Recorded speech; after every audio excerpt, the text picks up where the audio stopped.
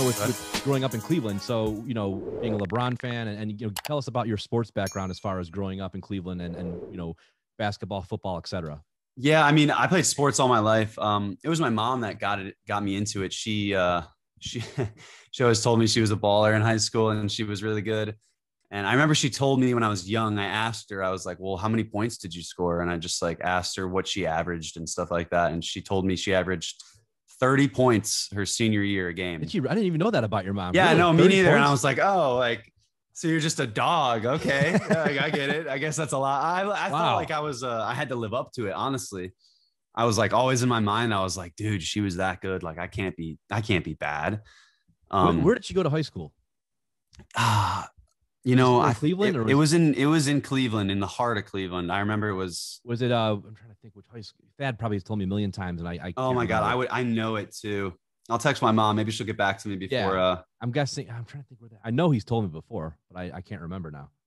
Anyone in Cleveland would know this school too, Oh yeah, for sure. And she 30 points a game. I didn't realize she averaged 30 points a game in high school. Yeah, me neither. Wow, Crazy. I knew she played. Yeah, no, she was varsity all 4 years. Wow.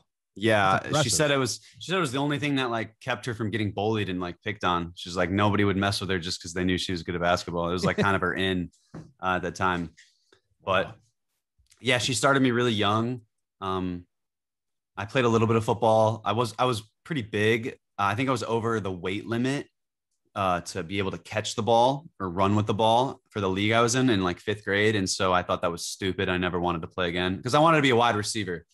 And they were like, you're too big for this, like the kids. And I'm like, whatever, I'm just not going to. They stuck me on the line.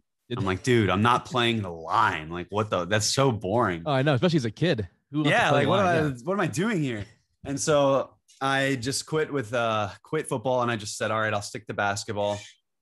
And it was just basketball and video games. I was always really tall.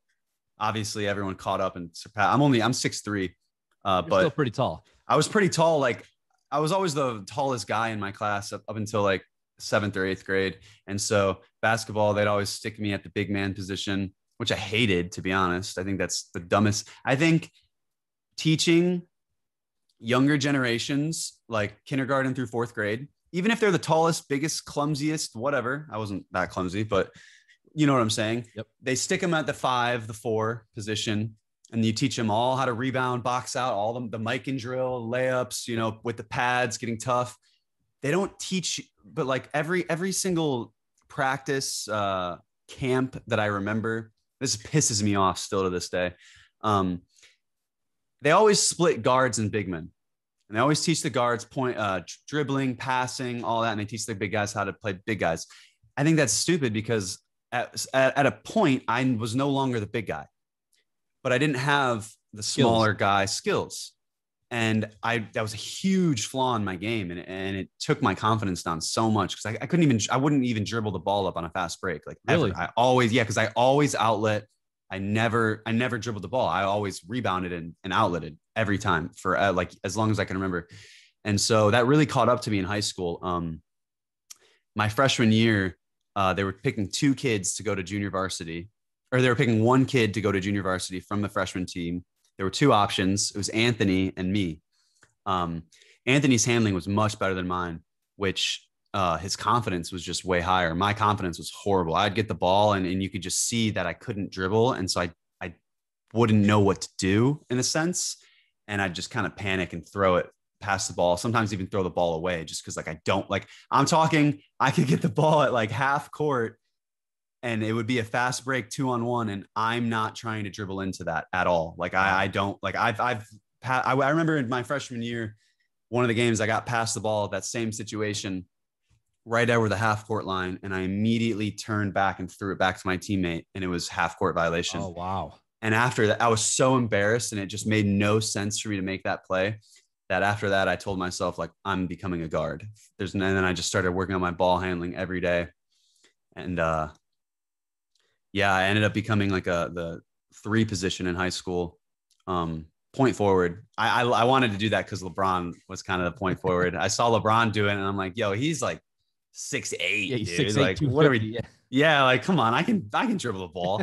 And so I just started. I just remember, yeah, we would go to school before, we'd go to the rec before school. Anthony and I would shoot around, work on ball handling. After school, we would just dribble and play. We also were made to run cross country to play basketball during high Really? school. Yeah. Which at the time we hated, but I really think that was smart because I could outrun anyone. By the end of practice, the kids that ran cross country, even if we were way like, the guards would always win in suicides. By the end of the practice, that wasn't the case if the guards didn't run cross country. Like anyone that was running cross country at the end of the practice was just outrunning everyone. Wow. So you really could see the difference. Yeah, Definitely gonna get the endurance part of basketball. People don't realize how much endurance you have to have, and how, I mean, it's a lot, and it's a game chance where when you're getting beat up. Like my brother was a center, and he got beat up, man. I mean, because you have nothing on. There's no padding. Yeah, no, yeah, you're getting big bodied for sure. Yeah. Dude, I'm not even gonna lie. I would do some mess. Whenever there's a kid way bigger, I was with one of the biggest kids in the high school team. So I was forced to guard the big man sometimes. I'm only like barely 6'3", right? Like 200 pounds. There'd be like a 6'5", 230 dude, like trying to post me up.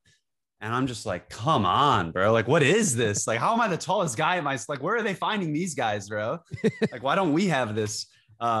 Yeah, dude, whenever someone that big would post me up, bro, like I'd straight up pull their shorts down. I'd like stick my thumb in their ass, maybe, like I would mess with kids, dude, like untie shoes at the free throw line. I love it. Yeah. Anything to get an advantage. Anything to get an advantage. They were so much bigger than me, man. And they big body me for sure.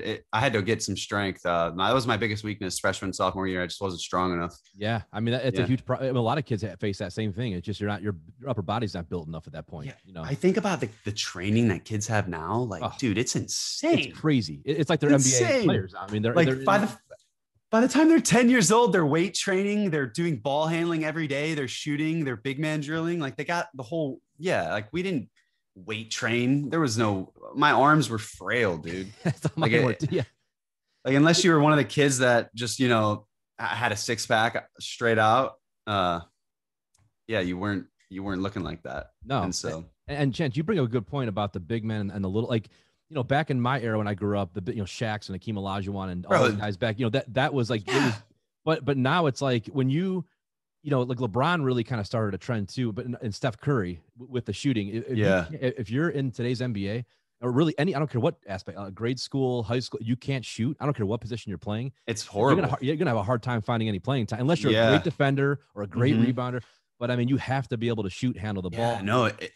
Tell me you don't remember that. Every big man, there's like, imagine like all the big men had no handles, dude. They had no shot. It wasn't even a thought process. Like, and I've literally told myself, like, when I have a kid, like I'm going to teach him the right way to play basketball, like teach him everything. Cause my mom did teach me the right way. She taught me everything. And she did teach me how important handling was.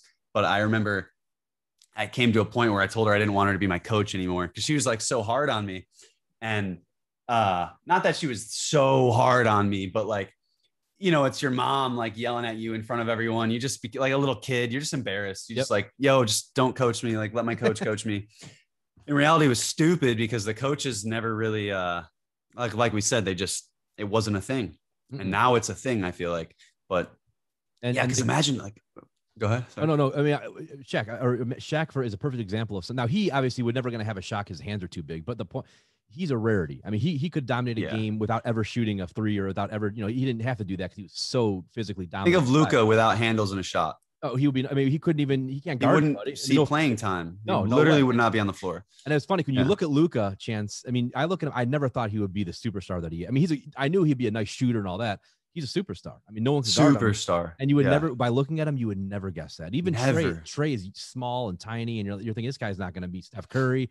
These guys. That was the thought process. If you were big but not big enough for the big men, what purpose did you serve? Because you're not fast enough for the guards. You're not really as agile as the forwards.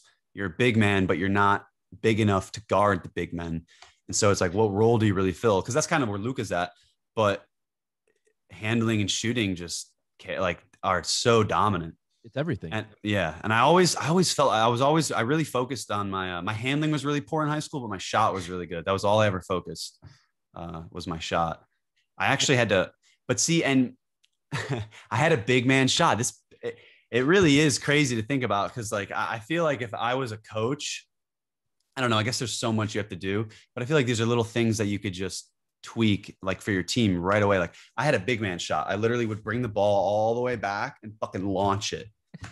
And I remembered my freshman year, I had 20 points. We were down by 2 in the fourth quarter, and I was wide open for a 3, and I bricked. I couldn't shoot threes. That was my big flaw. Because cut. What part of the court were you on? What side of the, were you corner shot? Was it? Yeah. Corner shot. Okay. Yeah. Baseline corner shot 3. Okay. Yeah. Corner shot 3, wide open. Kind of a fast break 3, transition 3. We're down by 2. I've scored 20 points. This is a big time shot. And I was wide open, and I remember I caught it, and I literally thought to myself, fuck. Fuck. Cause I was money from mid-range. That was all I ever did was mid-range shot, like Carmelo, like pull up, never used the backboard because Carmelo never used the backboard. Nope. And I literally, if I had to use the backboard, I just couldn't. Like the backboard drills in practice, I was bricking everything. I just wouldn't do it because Carmelo never did it. So I never did it. But yeah, I remember getting the 3, and my eyes I just knew in my head, like I literally just knew I wasn't going to hit it. And I shot it, and it felt so bad. And just, it took so much from my, my upper body, like boom, just literally boom. You know what I'm talking about? Like what kind of a shot is that, dude? It's a big man shot. It's literally a big man shot. You're in the paint, and you're like above your head, so you can't get blocked because you're taller than everyone. And it's horrible though. Yeah, straight bricked it. And I thought to myself, dude, I wasn't even confident taking that. Like, I got to fix this. And yeah, I moved my shot from up here. That was my 3-point, just my normal shot. And then I moved it to right in front of my face, but then I couldn't see the fucking rim when I was shooting. And so then I settled right here. Right here. Perfectly. You got the guiding hand. You got the perfect, like right above the shoulder. It felt nice. And do you have a confident stroke today? Yeah. I mean, I haven't played in a couple of years, but I remember my confidence that then I was shooting anything and everything. I remember I shot better with a hand in my face. I like being contested. Yeah. It's funny. Some players say that they actually enjoy having someone on them more. It's, Yeah, no, for pickup games, when you shoot for ball, I'd always shoot for ball. I literally only shot, like I practiced. I was just a shooter. I'd have my friend run at me, whoever was my team, like, yo, pass me, and just kind of like close out. Like just do like a half-ass closeout. I don't think I've ever seen that before. And like, let's pick teams. You shoot first, and I think that's hilarious. Yeah. And I literally would have my friends close out on me to shoot for ball.